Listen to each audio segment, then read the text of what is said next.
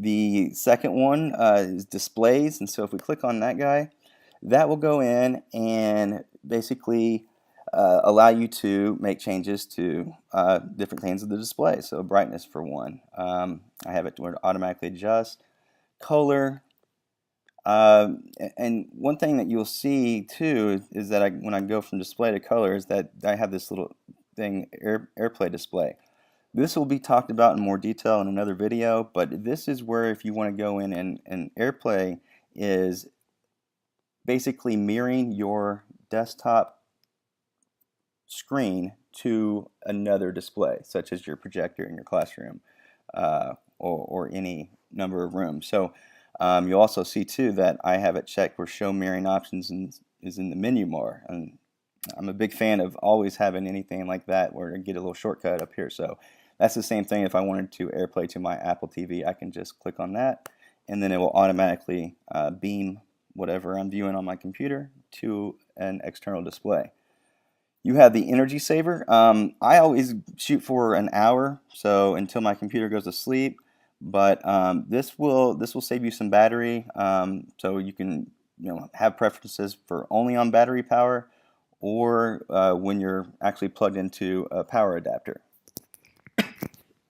And so go in and change those how you want. I would just recommend putting it to sleep, just to save battery.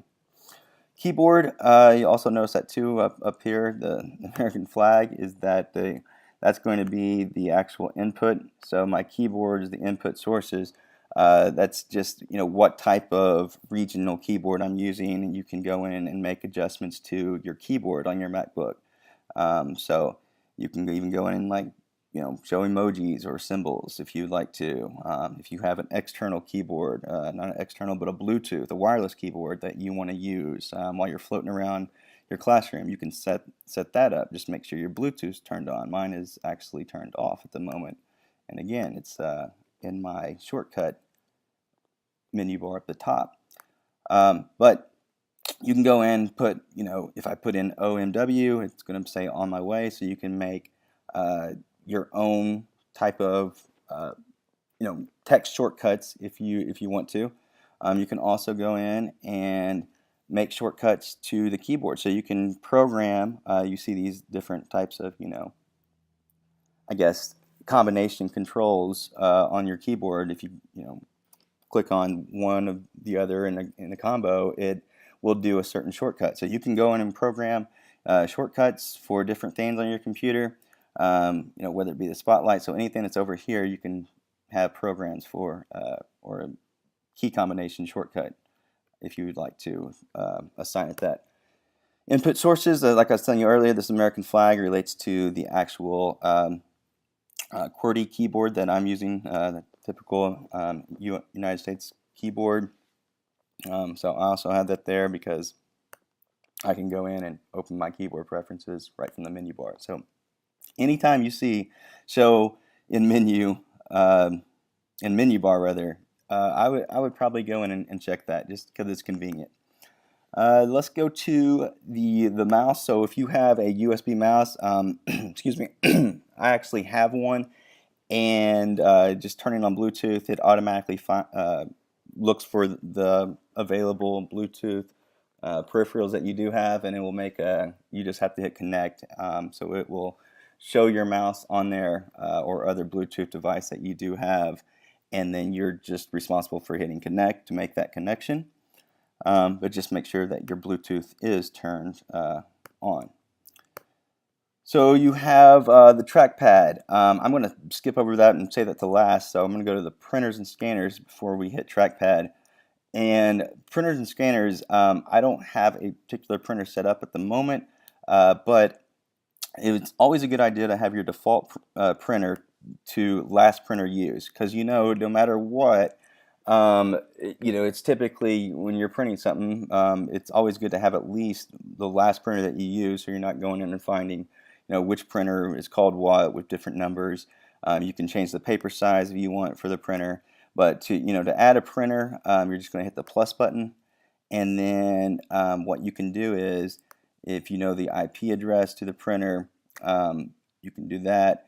but if you happen to know the name, location. But good thing about the Macs in general, is that they will automatically search for available printers and peripherals that are out there, like I mentioned earlier about different Bluetooth peripherals or wireless networks or printers. The Mac is great at going in and automatically having most of the drivers installed, and they're looking for certain printers on the network, particularly for a school corporation.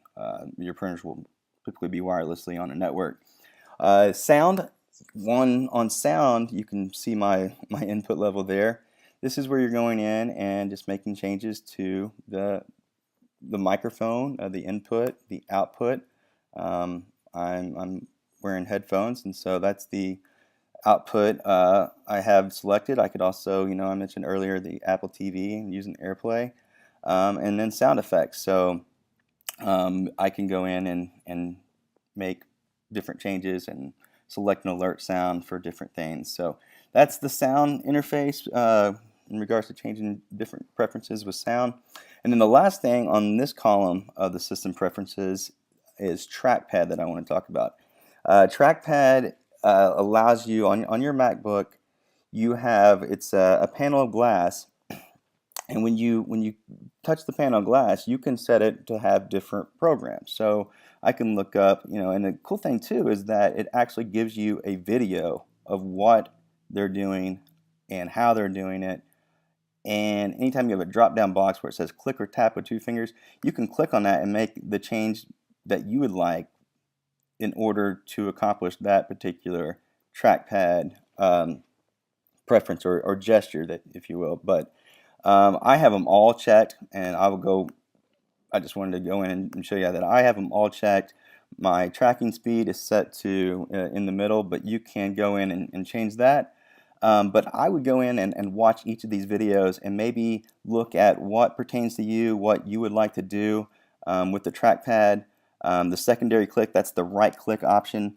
And so you're just going in and tapping with two fingers on the trackpad, and that's going to give you the right click menu bar that you would typically find if you're using a mouse and did a right click. So you're just tapping with two fingers to create that right click on a MacBook. Tap to click, I really like that. You don't even have to press down. You can just tap and it will go straight there. So go in and watch these videos and see which one of these, and if not all, gestures you would like to do. And some you might have it checked and some you might not. But they save me a lot of time, especially between using this one between full screen apps and whatnot. The trackpad is really, really great on the MacBook. This concludes part 2 of the screencast over system preferences.